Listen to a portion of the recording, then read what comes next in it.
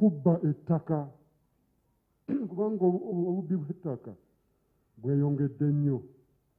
Mukama atuyamba omwaka guno gutandika, ate era tulwanyise n'enguzi n'ebintu ebirala byonna. Okukuba abasajja nno bakubye abakazi emiggo mu covid ono, babakuba emiggo kimugunyu mu mayumba omwo.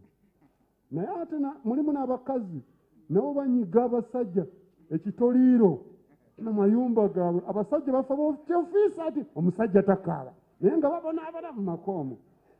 Kale nno Katonda atuyambe ku mulundi guno tulwanyise nnyo ebintu ebyo. Mubaddemu abaana okufuna embuto, mubaddemu abaana baffe obutasoma, dialogue with the doctors in our country. If ever there was a time when we needed all doctors working, it is now.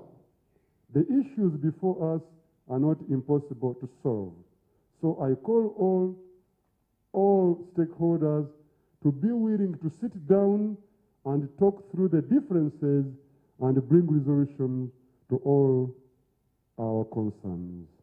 We condemn violence and terrorism. We condemn the increased killings of people, including policemen. We condemn that.